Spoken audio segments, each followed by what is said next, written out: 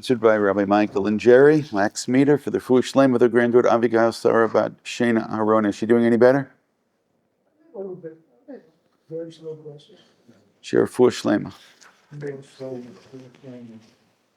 So we are in the beginning of Parshat Vayigash. So over here, the story is finally going to get up to its crescendo, and let's read. Let's be careful. Let's see what takes place. And Yosef can no longer contain himself. Yosef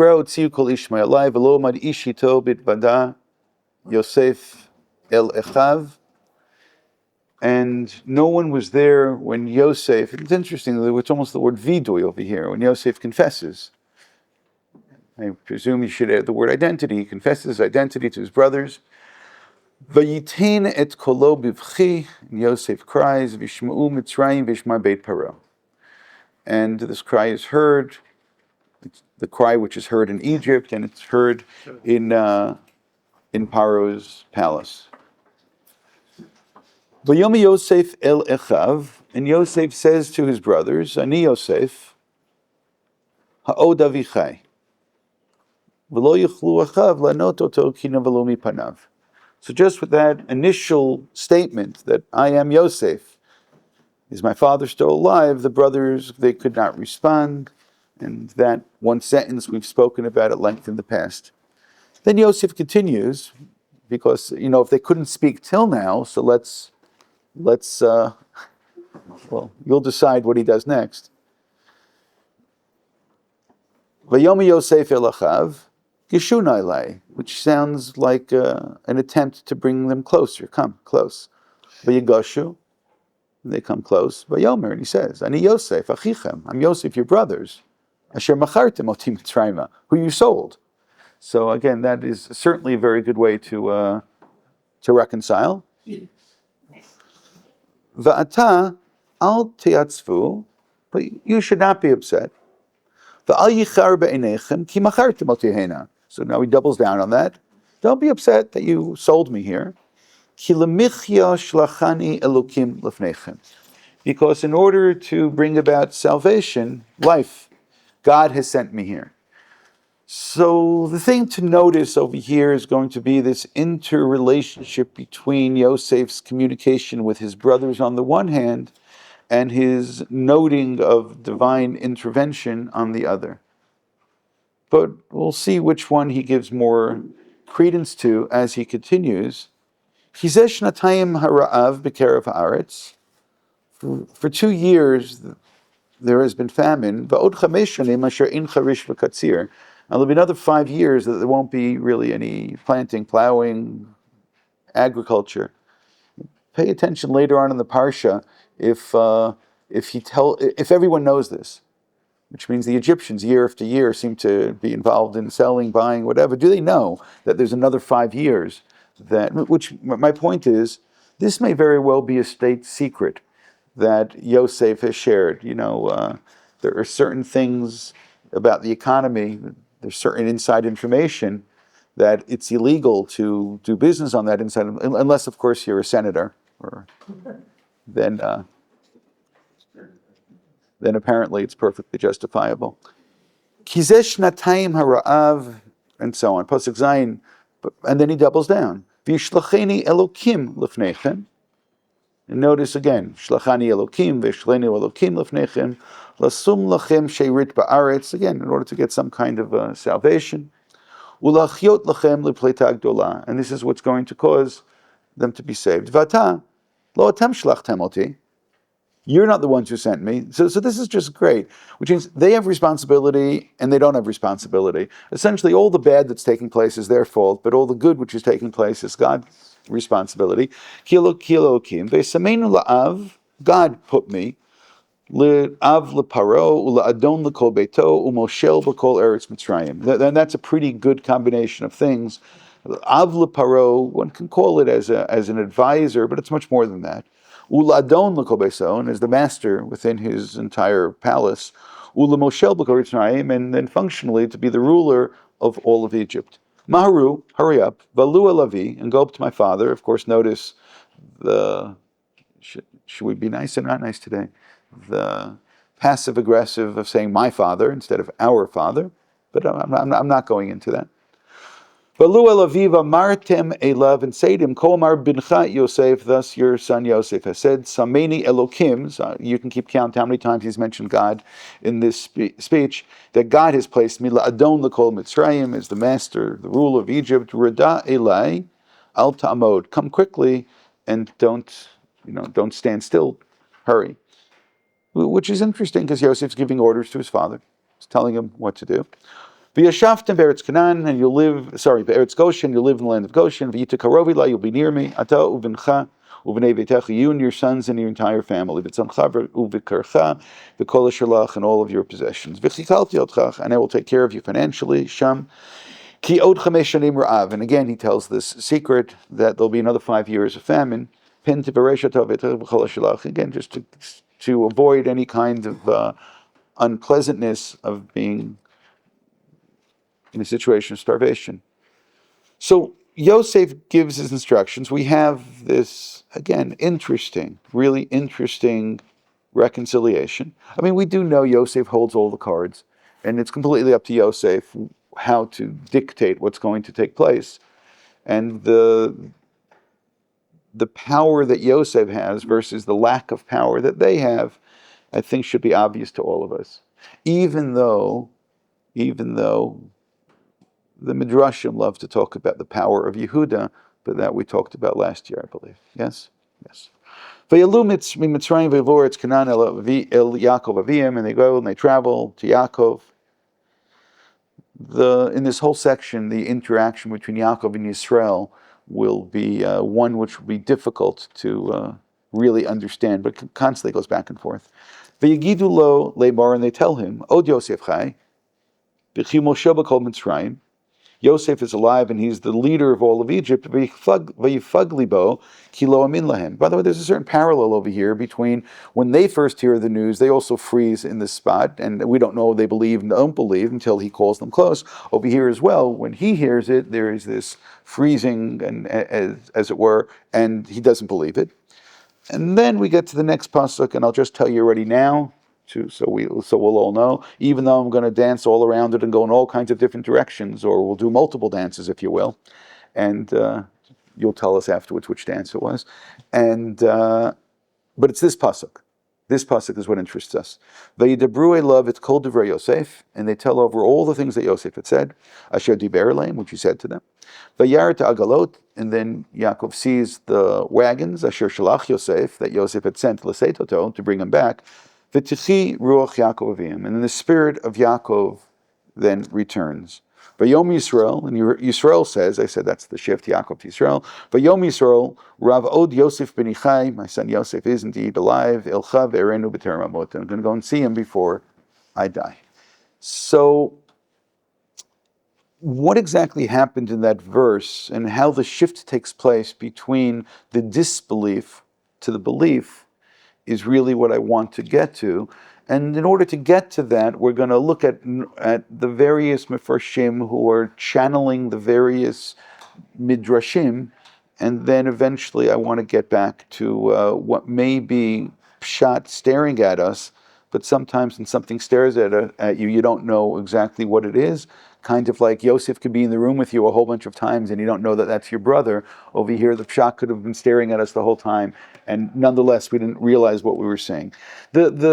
This continues into what is, for us at least, source 2 in the next chapter, and again the shift. Vayisa Yisrael v'kol asher lo v'yavu be'ereshava. And again, the name Yisrael, our tendency is to believe it's more on the national level, which means that it, and again reiterating, it never says that Yaakov loved Yosef. It says Yisrael loved Yosef, which means Yisrael sees the national need of a person like Yosef, and it's Yisrael who, again, really.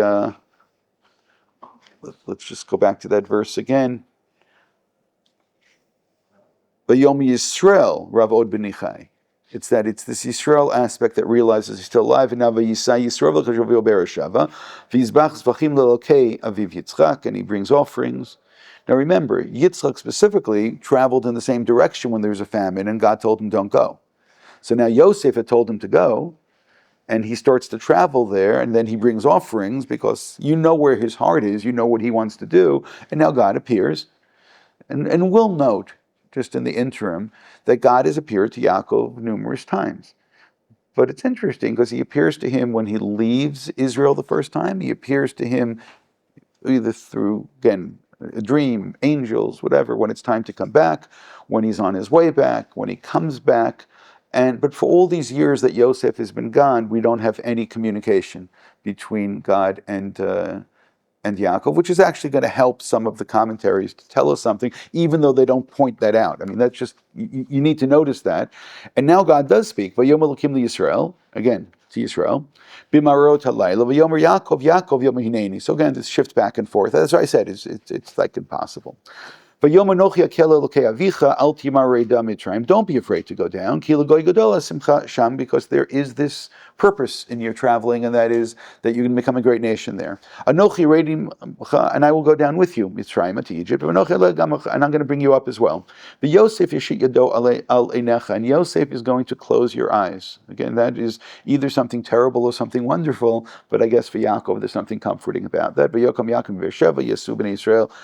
It's Yaakov Avim v'Tapam, and so on and so forth. And they take, okay, this is important. Pasuk Vav, v'yichu et mikneihem, v'et rechusham asher rachashu be'eretz Canaan, v'yavo Mitzrayim Yaakov v'chol zaro ito, v'nav v'vnei b'nav ito v'notav, u'v'not b'nav v'chol zaro heviyu et Mitzrayim, which is almost an inverse of the description when Avraham travels, right? V'chol ha'rachush asher rachashu, and all the things that he owns goes from Haran to Eretz Canaan, and now we have Yaakov packing everything up from Eretz Canaan and moving to Egypt. So I'm saying there is this other thing which is taking place, or this larger picture which is taking place, and it's really the background. I keep saying this, the background of this entire narrative, this entire story of everything Yosef says, I think, and everything Yosef believes, is that Yosef apparently knows all about the Brit Bein Abtarim, and now it's time for the next chapter to take place.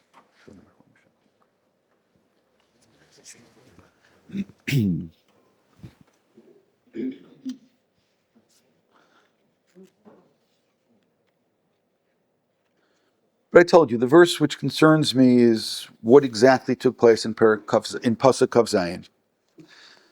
The Targum, and we should have been anticipating this, and Rashi is going to get there as well, in case it sounds familiar to you. The Targum writes, Milu, source 4, Milu imit yat kol pitkei Yosef, and he tells over all of the words of Yosef. Again, we want to know exactly which words were said, because it's a little more problematic than perhaps we're taking into consideration. And he sees the wagons that were sent, to bring them, V'sharat ruach kudsha el Yaakov avuhin. So while the pasuk said, Vatchi ruach Yaakov, the Targum understands what is the ruach HaKodesh. So as I said, that Yaakov during all these years did not have prophecy, and now the prophecy has returned, and that's what the Targum is pointing on. And the Targum Yonatan is even better, because it writes, Usharat Ruach Nevuah, but it gets more specific. The Istalakt, we can read the Hebrew in source 6, Vatishra Ruach Nevuah she Nistalka Mimenu Bizman Shemachrut Yosef. That when exactly does Yaakov lose his Ruach HaKodesh? And by the way, I would like to believe that Yaakov's Ruach HaKodesh is connected to his role as a Navi, his role as a patriarch, and his role as a leader, and it's a Klal Yisrael need, and therefore from the moment Yosef isn't there, there's something lacking in Klal Yisrael. From the moment Yosef isn't there, Yaakov does not have his Ruach HaKodesh. And if you will, there are those who will nuance this and say that we learned from this, and then there's sources to support this, that Nevuah is connected to joy and to happiness, and therefore the whole time that his heart is full of sadness, he's unable to prophesize. I mean, the question to ask on that is all of those difficult Nevuot that we have in Navi, the ones of doom. So I don't know exactly how one could say exclusively that Nevuah only comes out of joy and celebration. But as I said, that's what some try to say over here. But I'm not completely comfortable. But what we do see is an interesting thing, that he's taking it right back to Mechirat Yosef. Mechirat Yosef is when Yaakov loses his Yosef, but he also loses his Nuvoah. And by the way, that dual loss is something which probably impacts upon Yaakov incredibly. Because again, it's one thing to lose a son, which is completely, again, completely overwhelming on an emotional, personal level, but it's another thing when God says, or doesn't say, just stops communicating. Lack of communication. So you can imagine what Yaakov's emotional state would have been then, having lost the son on the one hand, and having lost, again, a part of this relationship with God on the other. Again, I'm sure God could have said things like, "It was over here," which are comforting things. Don't worry, it'll be okay, and I'm going to be with you, and so on and so forth. And even too bad, just imagine that Yaakov gets this nevuah then. Don't worry, no, Yosef's going to come back into the story. Yosef will be there, and he's going to hold your hand when you pass on to the next world. As I said, there could be something very comforting about that. But just realize there are these years of silence. And everything that you're going to read next week about Yaakov loses his Ruach HaKodesh again, so then tap it right back onto this experience over here. Rashi goes, again, in the same general direction. Source 7, it's called Divrei Yosef. Siman masar lahem b'me'aya asuk k'shepirish menu. There was a sign over here that was given. Siman masar lahem. He sent to Siman. Now, I don't know how literally or how didactic I should be in taking this. I'll explain to you in a moment. That it has to do with the Parshat Egla Rufa. Now, what Rashi is telling us, based on the Midrash, that he looks up and he sees the agalot. Agalot means wagons, and he sees the wagons and he says, oh, the last thing that they were learning together was the section of Egla Rufa. And by the way, that itself is interesting, because what's Egla Rufa? Egla Rufa is the section, what happens when you find a dead body along the way, which is a little bit of an ironic teaching, especially, there's this idea the Gemara tells us that when you leave somebody, you should leave right on Dvar Halacha. So which Halacha should he teach him on the way out? Oh yeah, by the way, as you're traveling by yourself, if you happen upon a dead body, or perhaps you become a dead body along the way, there is this idea of Meit Mitzvah. And part of what you do with this is you measure the closest city in order to try to ascertain who has moral responsibility for this. So to send back this message, oh yeah, this is what we were learning before, and Egla Rufa also could be, again, a deeper message, and I've measured carefully, and you have no responsibility in this. Because imagine all those years of Yaakov. I sent it by himself. But by the way, there's a whole nother level to this.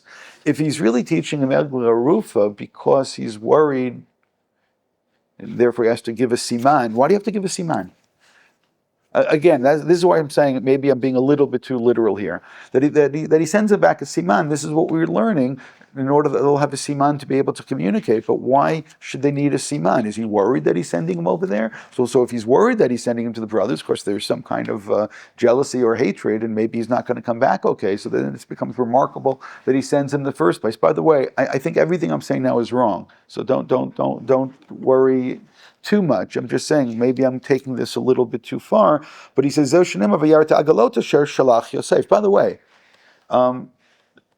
if you go back to the verses I skipped over here in between, in Perek Mem Hey, it wasn't actually Yosef who sent the Agalot, it was Paro. Paro is the one who says, take Agalot and then bring them and send them to your father. So it's interesting. Be very careful. It says that Yaakov looks up. I want to go back to the Pasuk of Zayin. V'yidibru elav et kol divrei Yosef asher diber aleim v'yaret hagalot asher shalach Yosef l'se'et toto. So again, he sees what Yosef has sent. So that already triggers something within him. So Rashi is saying, oh, it's Parsha Egla Rufa and v'lo ne'emar asher shalach Paro. So Rashi knows what the pasuk really had said before, but he's interpreting that Yosef sent it because it's a sign from Yosef, and therefore he knows that it's Yosef. And this again, this Shechina, this spirit, this Ruach HaKodesh comes back. Can I just point out that Rashi's working really hard? No, I'm saying that he's working really hard. It's very elaborate to try to explain what is taking place over here. And if you realize that, then very good. The Rashbam is going to use a little bit of what we will call intertextuality.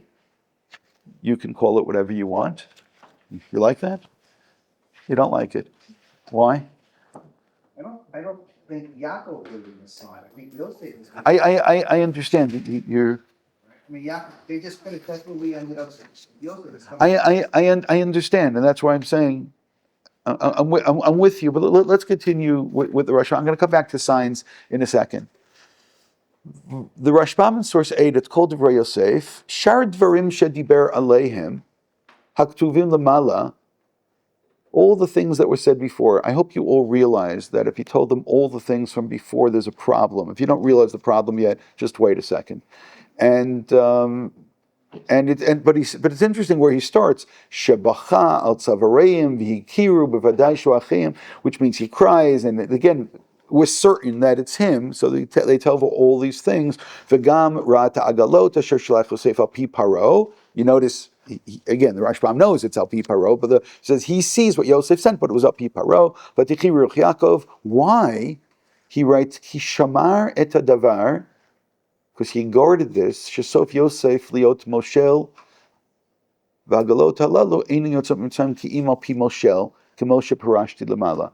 That not only is there a state secret over here in terms of the information, there's also advanced technology that you don't share with other countries. The advanced technology are the wagons. The wagons over here are actually going to morph eventually into all of those wonderful tank-like. Again, it goes back to the wheel, and it goes back to the wagons, and it goes back then to the wagons that Paro is going to have. They're going to chase Bnei Yisrael afterwards. But he's noting that the wagons don't go traveling in other places by themselves, and there's something a little bit, just seeing that, you realize that somebody of significance had to have signed off on this, because you can't just go and export this type of technology by itself. But he says, as I've noted earlier, so I'm just going to point out, the word over here, which the Rashbam is most interested in, is shamar. And the Rashbam does this as well by shamar yom HaShabbat l'kadsho. Hold on that for a second, but I'll show you what he's referring to directly. But he uses this in multiple places. In source number 9, it says, "V'iknu bo achav aviv shamar tedavav." This is after Yosef tells over the second dream. He tells over the dream, and everyone gets upset, gets jealous, and hatred, and so on. And his father chastises him, but then it says, "Vaviv shamar tedavar." Rashi says, "V'mamtinu mitzapeh matay yavo." Shamar means that you wait in anticipation, which Rav Hutner has in the Pachid Yitzchak. He has a piece where he talks about Shabbat. If those of you know or remember of Soloveitchik, there's a footnote in Alat Shuv. He talks about the Jews in Europe who had not just were Shomer Shabbat, but they were people who, it was the Friday as well. Friday was not a regular day of the week. It was a Friday was already on the cusp of Shabbat. And I think in Yerushalayim you feel this in many places. No. You should go to the Shuk on Friday. It's not the Shuk. It's not. So you should be crazier. It's not the Shuk on Tuesday. There's a different ambiance. There's a different feeling. There's Erev Shabbat. So Rav Hutner writes about this, and he talks about how you need to approach Shabbat with anticipation, and it's one of the few places that it has the word in English. It says anticipation, and that's what Rashi writes over here. But this is what the Rashbam also does by Shemoret Yom HaShabbat L'Kadsho, that you should anticipate the coming of the Shabbat as well, and it's something the holiness doesn't happen. Holiness needs to be worked upon, and then you have to create the atmosphere for it. But the Rashbam here says, "Vaviv shamar tedavar, ma tzarich lechtov zeh, elo kishabalo b'sara." The Rashbam is taking that verse, "Vaviv shamar tedavar."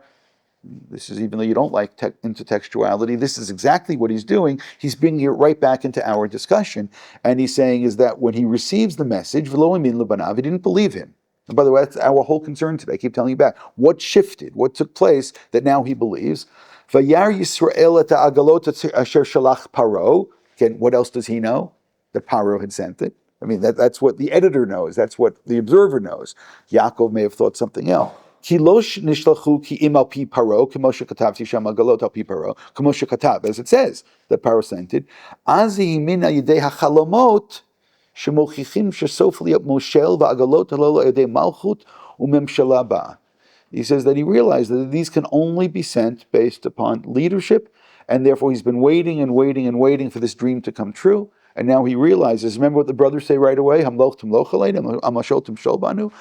is the evidence? Yes, the evidence is the agalot. And at that point, it's not just that Yaakov, according to the Rashbam, then believes that Yosef is alive. It's much more than that. Not just that Yosef is alive. Yosef, who all the dreams have come to fruition, is alive. Yosef, the Moshel of Egypt, is alive, and he's been waiting for this day.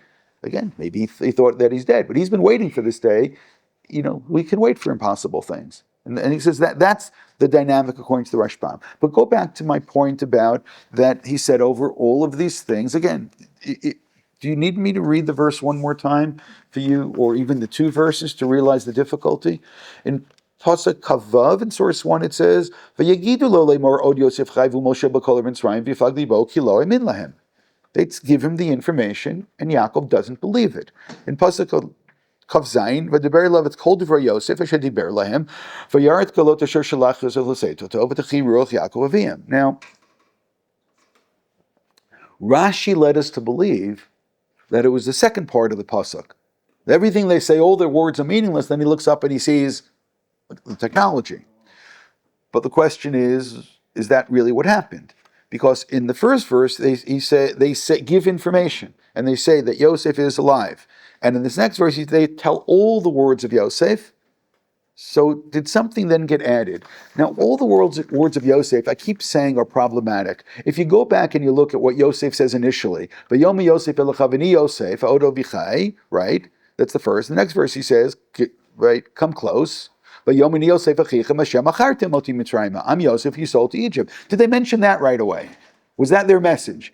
He goes, do they say, Kol Divrei Yosef? Now you realize the problem? How in the world do they say all the words of Yosef? No, the one who picks up on this is the Ramban. And if you look at the Ramban in source number 12,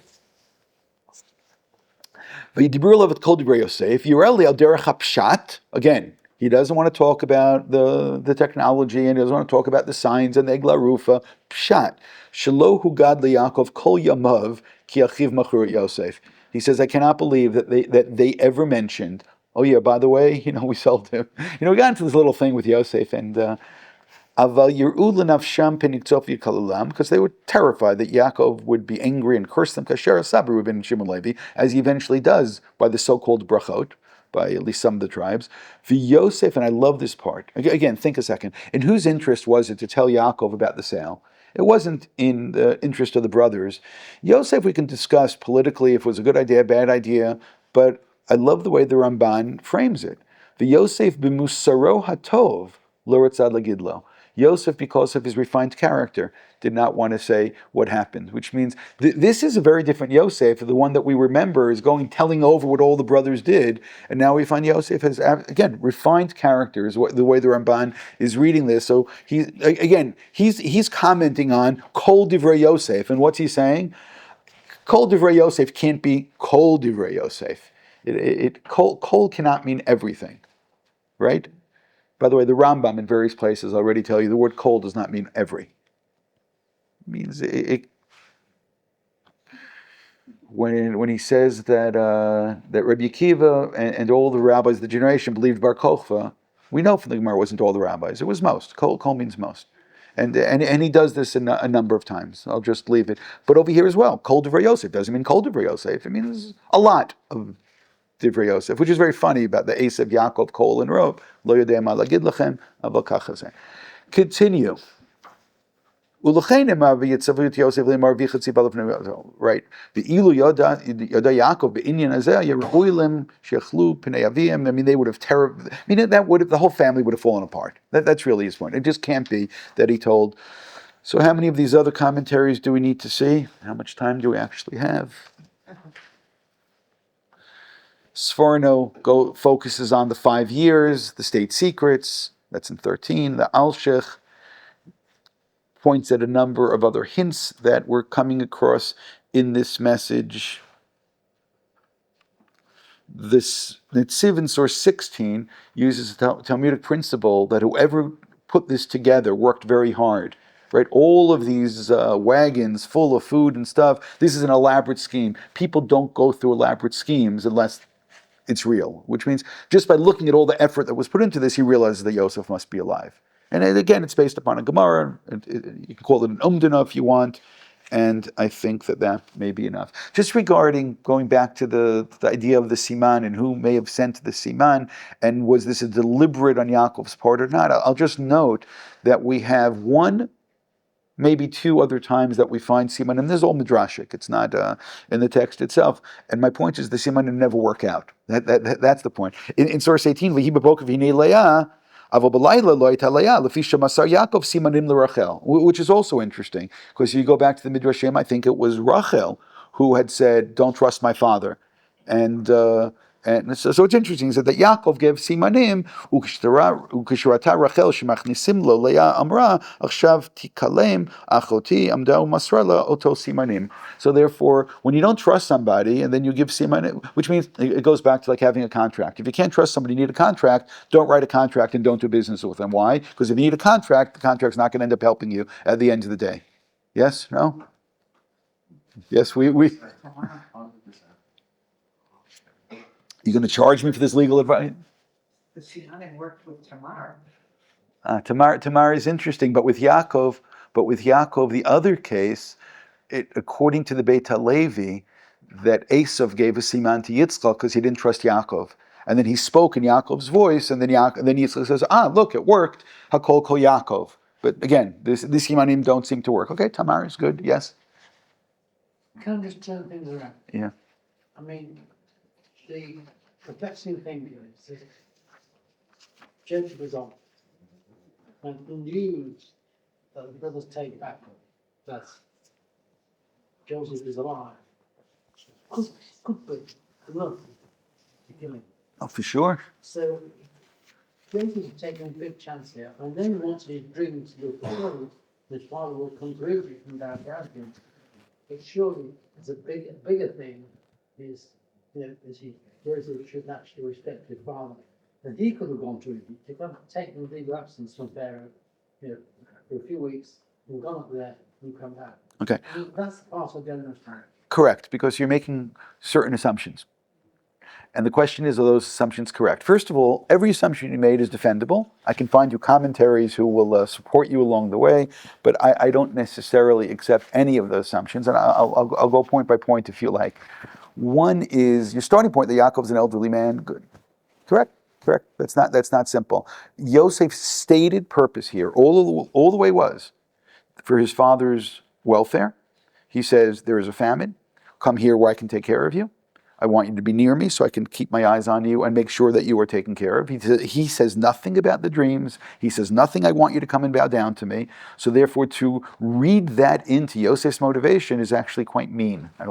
I'm not accusing you of this. I know which commentaries you saw or were told to you that say that, and I would love them to defend it actually in terms of the text. The second part of it is really the larger question that all the people who ask the question, why doesn't Yosef just, how much freedom does Yosef have? Yosef has to work really hard in order to be able to bury his father later on, in order to be able to go to the funeral and to arrange this, to get permission to go. And it doesn't seem to be a given that Yosef can do anything and everything that he wants. So I'm saying that assumption, why doesn't he just go and take a leave of absence? Could be Paro doesn't give leaves. It could be that Paro, even though Yosef is in charge of everything, it doesn't mean that he can do anything. And therefore, let's not cast upon Yosef these kinds of motivations which are not supported by the text. And let's not assume that Yosef has ability which are not supported by the text. And actually there's contra indications to both of that. So I said, all the questions are based upon the premise that you have, that Yosef could do anything. Yosef wanted him to bow down, and that's what Yosef is doing here. I just don't see any of that.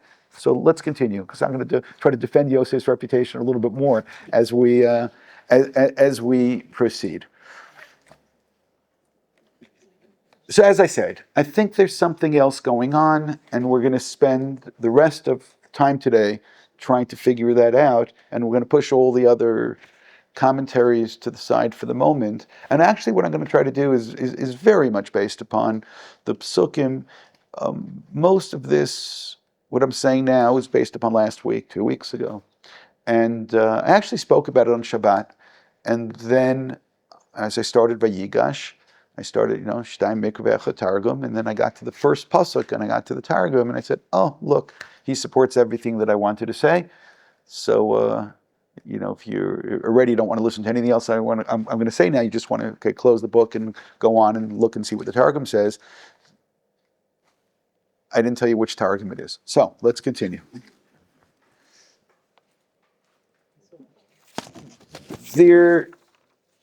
When Yosef started to speak to the brothers, let's just go back to that point of Revelation. We noticed that Yosef spoke of God once and twice and 3 and 4 times, and maybe we read it wrong, and we see Yosef being very self-righteous, and God is with me, and so on, and so forth.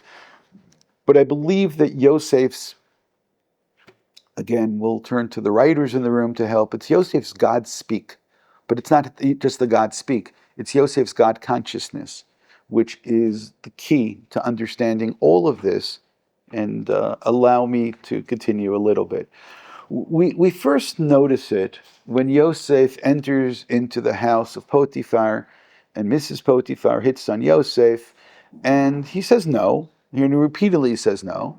But he says something else as well, which again, we're going to use the Torah itself to interpret. Yosef in source 19 says, again, how can I do this after I've been treated nicely from your husband? How can I mistreat him? But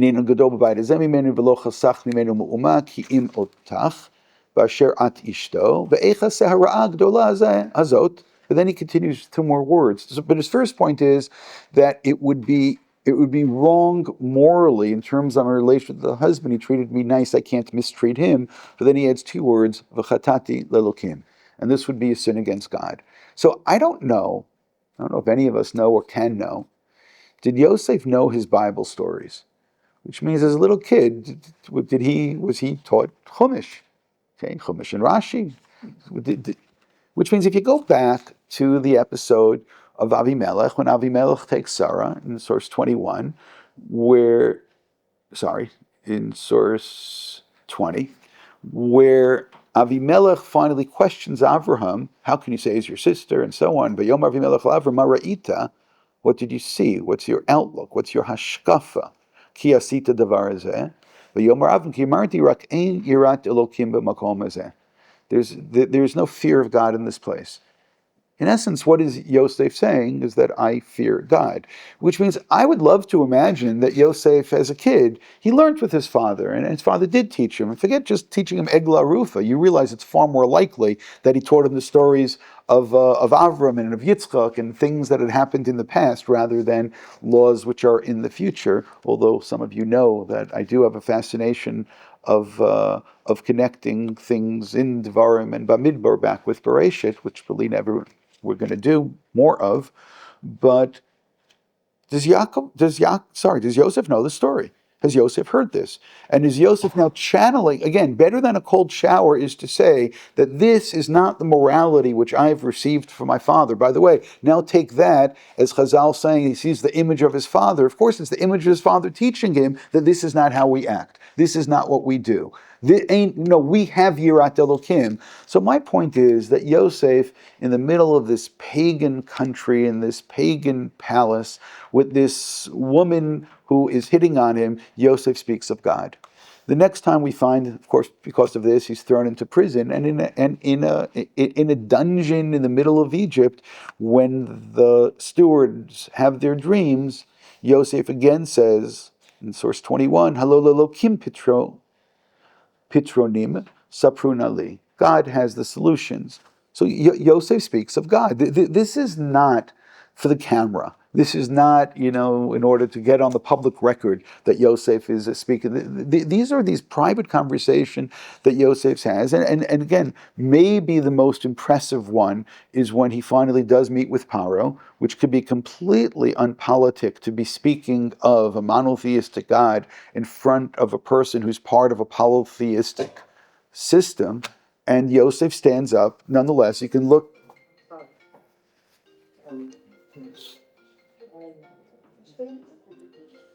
So if you look at source 22, Vayan Yosef et Paro lemor biladi Elokim yaned shlom Paro. Again, God will do this. In Pasuk Kafhe, who et asher Elokim oseh gid leparo. Pasuk Kafchet, asher Elokim oseh et Paro. Meaning, how many times in one conversation over here, but this is Yosef. Yosef speaks of God. Yosef again. You want to call it God speak, you want to call it God consciousness. This is the authentic Yosef.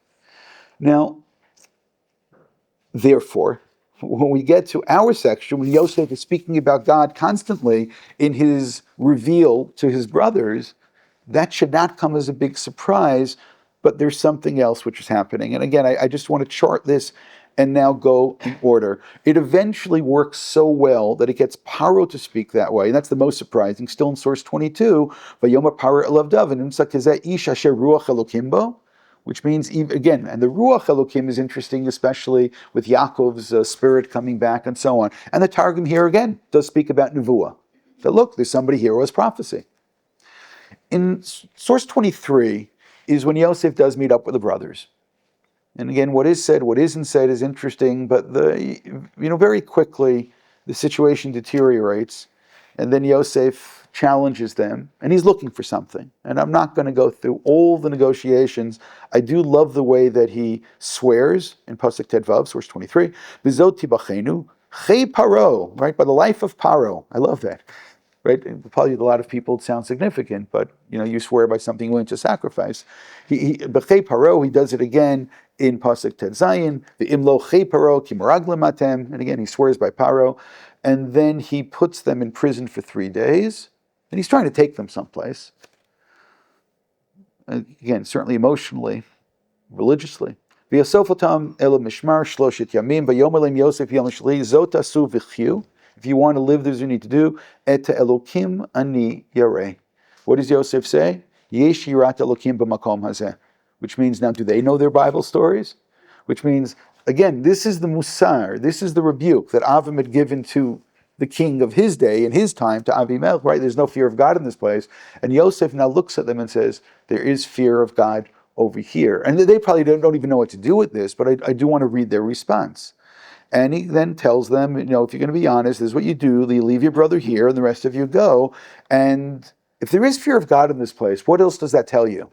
That tells you that there's justice. Yirat Elokim is justice. It's fear. You do what's right. You do what's based on God's word. And Pasuk Kaf Aleph, Vayoma ish el achiv aval hashemim anachnu el alachinu asher re'inu tzarat nafsho b'tchananu aleinu v'lo sham'anu al kein bara aleinu tzaradot. But we're guilty. We've heard our brothers cry. We saw the pain that he was experiencing when he begged us and we refused to listen. And that's why all this is happening. By the way, there's so many elements over here which are connected to tshuva. There's only one thing which is missing, and what's that? God. There's no God in there. And then Reuven continues. Van Reuven, Otam lemar, hello amarti la'aleichem lemar, al tchtu b'yeled, v'lo shamte, v'gam damo hinei nidrash. So I don't know what to say. Is it implicit that they're saying, well, look what God has done to us? Well, God has done to us, and if they are saying that, so there's only one word which is missing. And I do wonder what would have happened if they would have thrown God into this conversation as well, but they don't. Is this karma? Is this, again, what is it? But they don't speak of God in this situation, especially when Yosef just took them there. And Yosef does speak of God, but it's scary because the God that Yosef spoke of is Midat Hadin, right? You need to do the right thing. And over here you have a group of people who have not done the right thing. And that leads us in a certain place. Yosef, of course, puts the money back in the bags and sends them along the way. And it's there where they run into the trouble in Pasuk Kafchet after, again, this is Bamalon, when they're traveling the way, they see that his money's in the bag. You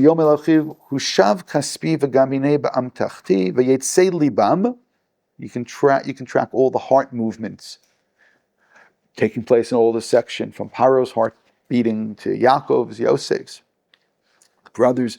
V'yichardu ish el achiv, and they were terrified. Lemor, ma zot asa Elokim lanu. What is this that God is? And here they speak of God. By the way, this is the first time that we hear any of the brothers mentioning God. By this point, Yosef has mentioned God so many times, but this is the first time we find the brothers doing it. Of course, it's out of earshot of Yosef. And you also wonder, after the first one opens his bag and finds the money there, why don't all the other ones open their bags and say, hold it, maybe something's going on over here. But they're in trouble. And only later on, when they get back and they all empty their bags, and they all find their money, and that's the last pasuk here in Lamed Hey,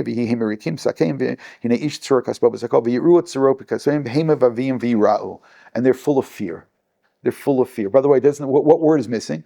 Yirat Elokim, v'yira'u, and they're afraid. So again, I'm just pointing out again, if you're going to follow the God quotient, Yosef is full of it, of God all the time. He speaks of it, and the brothers just come so close. I skipped to the next Vayira'u. I hope you like that, in source 24.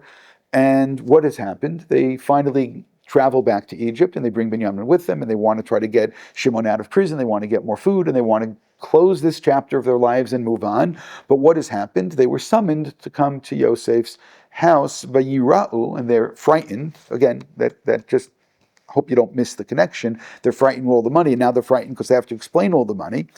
And they say, okay, they know it's connected to the money. And now, what is their great fear? That these people, they want to rob us, they want to take us, they want to make us into slaves. By the way, just think about it. All the things they did to Yosef. They're afraid that this could happen to them. If you're going to worry about karma, so then you should be worried about that but it's interesting. And it's also interesting for another reason. What else is missing over here? It's what they want to do. But what are they missing over here? What do they deserve? What are they missing? They're missing talking about God. But God's about to enter into the conversation in a way that I want you to at least be concerned about. Vayigshu el ish, definitely to be compared to Vayigash Yehuda. Vayigshu el ish, they come close. Asher al Beit Yosef, Debru elav petach habayit, and they speak to him. And Vayigash means soft speaking. Vayomer bi Adoni, please. You're riding with Chilish Baruch, we can look for food. Even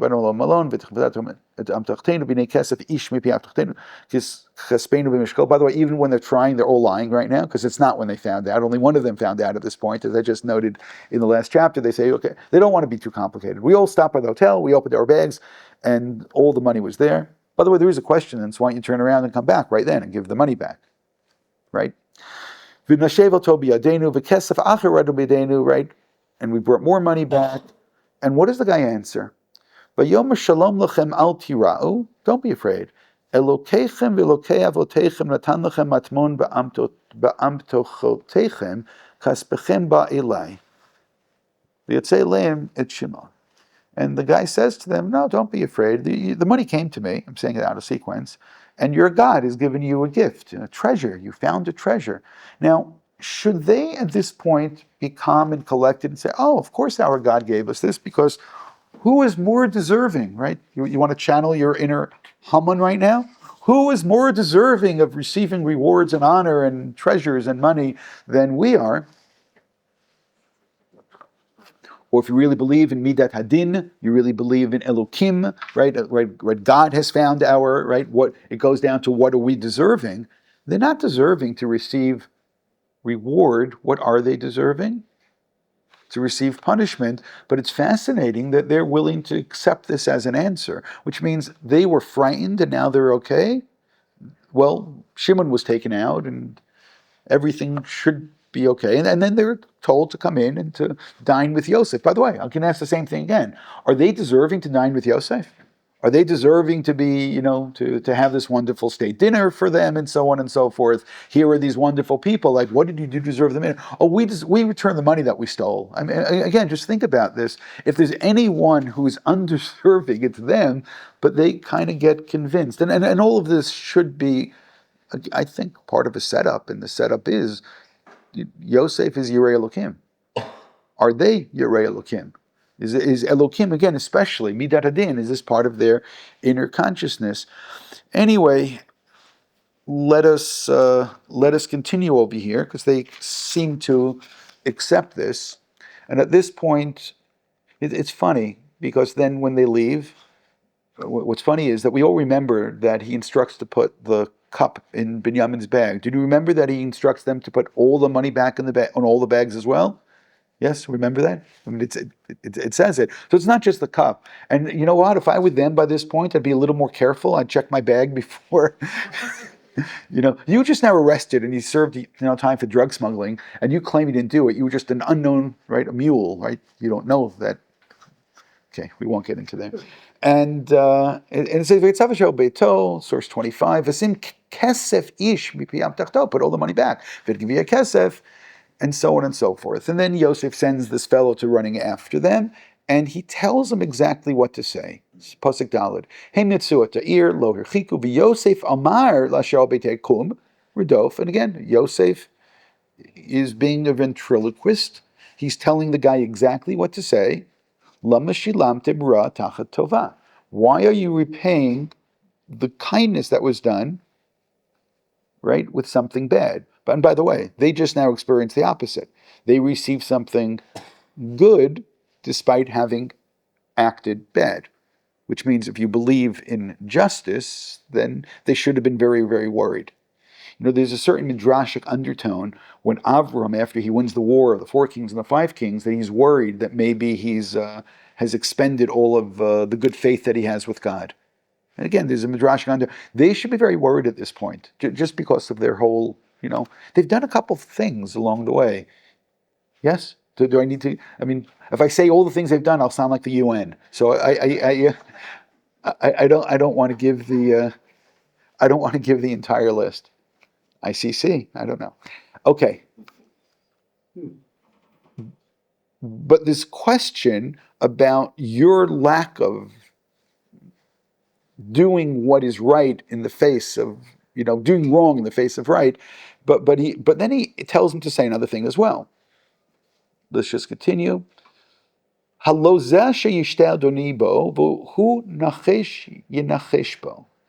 That the cup which my master uses, that's what he uses for divination. Now, this should come as a jolt. Why? Because the whole time Yosef has presented himself as somebody who sounds very much A, like a monotheist, Yirat Elokim, and B, he sounds like somebody who's fair, Midat Hadin.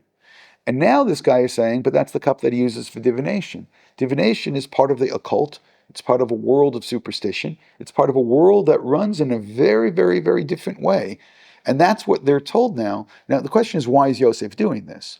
And as you continue, right, and he says over these things. By the way, again, we have these things being said, right?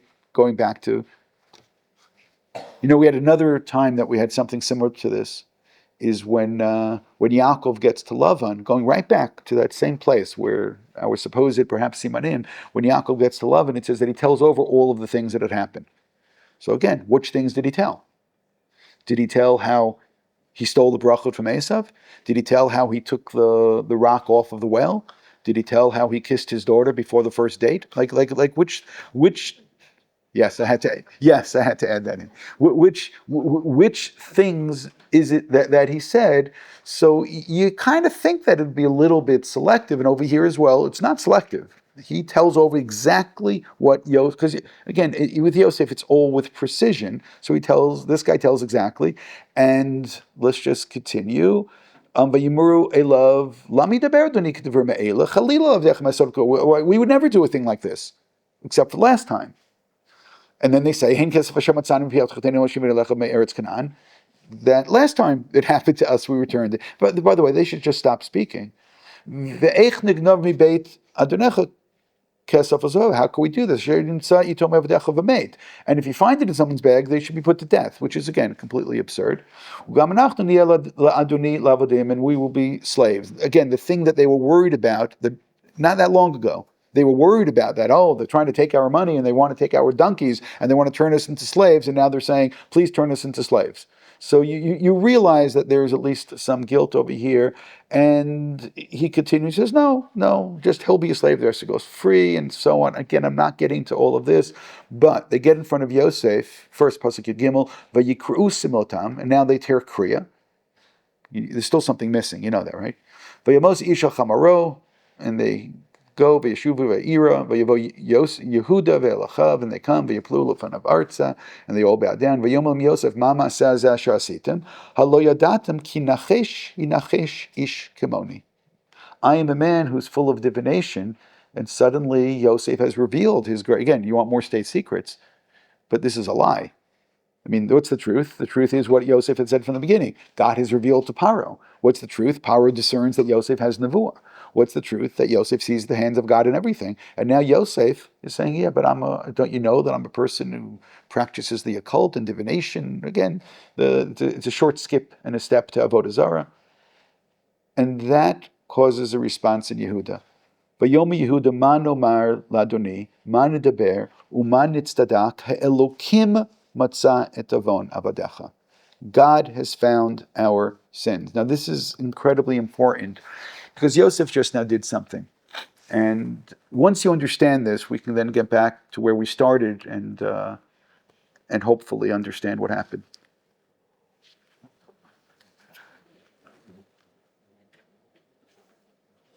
Yosef's belief in God, you know what, I'll be fair. We don't find Yosef speaking about God until he gets to Potiphar's house. My suspicion is that Yosef already in the pit, who's screaming, Yosef already knows then to pray. Because that's when you pray. And Yosef prays there, and Yosef prays in the house of Paro, and Yosef prays from the prison, and Yosef's God consciousness. And Yosef realizes that the brothers will not get to the point of prayer unless they have nothing else to believe in and nothing else to rely on. Which means there's even some comfort in knowing that the legal system in this country is a fair legal system. I'll trust the courts. The courts will be okay. They're not going to be able to prove that we took it, and so on and so forth. There's some, but once and Yosef is a fair leader. Yosef is Yirat Elokim. But once Yosef pulls that from under them, there's nothing else to believe in.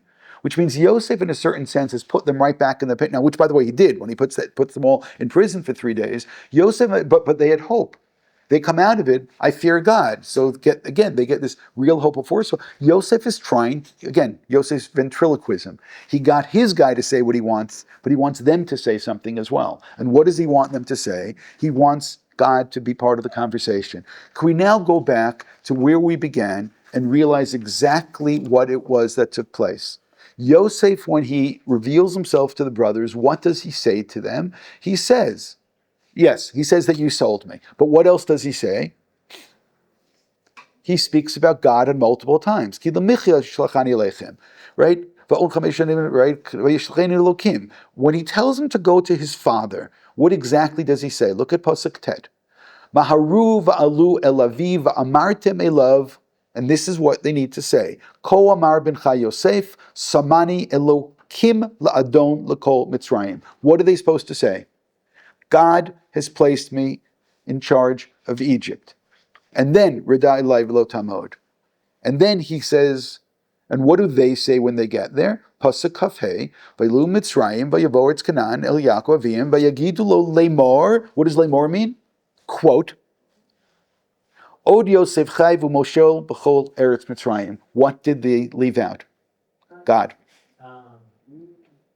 And it's a quote. It says, Lemor, quote. They left out God. V'yufog libo. And Yaakov's heart goes out. Why? It's two possibilities. Either it's not Yosef or it's not Yosef. Either it's not Yosef because Yosef doesn't speak that way. That's not the Yosef. And it's somebody else, or Yosef is no longer Yosef. V'yifag libo. And what does it then say? Kilo min lahim. He doesn't believe them because that's not Yosef. He knows Yosef. He knows Yosef better than any of them know Yosef. And what does the next pasuk say? Vayidabru elav it's kol divrei Yosef. What did they add that they didn't say before? What they had left out. What did they leave out? Now they say, and it's say, okay, let us go back a second. Again, Yosef speaks with precision. And now what do they say the second time? Vayidabru elav it's kol divrei Yosef. No, they don't talk about mechirat Yosef. What do they say? Exactly what Yosef had told them to say. What is it? Again, just read the words. That's what I'm saying. The pshat is staring at you over here. What is it that he says? This is what you need to say precisely. Samani Elokim la'adon l'kol Mitzrayim. God placed me there. So when they come back and now they say Kol Divrei Yosef, that Yosef said God has placed him over Egypt. At that moment, what does it say? Then he looks up and he sees the Agalot. Right? Just continue. Again, it's called Divrei Yosef, Shediber Aleim, Vayart Agalot, Shalach Yosef, Lesetoto, Vatichi Ruach Yaakov Aleihim. Now just think about the cause and the effect. The effect is that Yaakov's Ruach HaKodesh comes back. Now why should his Ruach HaKodesh come back? Which I can ask very simply, who brought God into the room? What's the answer? Yosef. How did Yosef bring God into the room? Because that's what Yosef brings into every room. So it's Yosef speaking about God is what brings the Ruach HaKodesh back. Now, I told you that I found a Targum which just completely clinched it for me, and that is on the words Vayigash.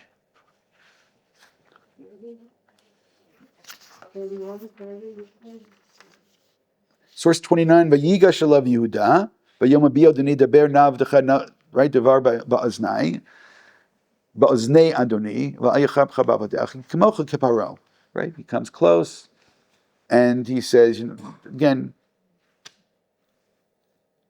the Targum Yonatan will read the Hebrew in 31. Vayigash alav Yehuda, Vayoma Adoni, Deber Navadecha, Ba'aznav Asher Adoni, V'lo yitchazek v'rgsak. Don't get upset, Ba'avadecha. Ki min ha'sha'a shabanu elecha yita omer lanu mipnei Hashem ani yareh.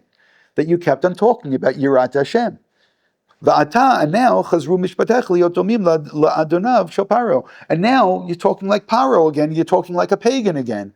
Which means this disconnect, which again I noticed just by going through all of the talk of Yosef, when he starts talking about Nichush, Yehuda is saying, what happened to you? You were talking about God, but that's exactly the point.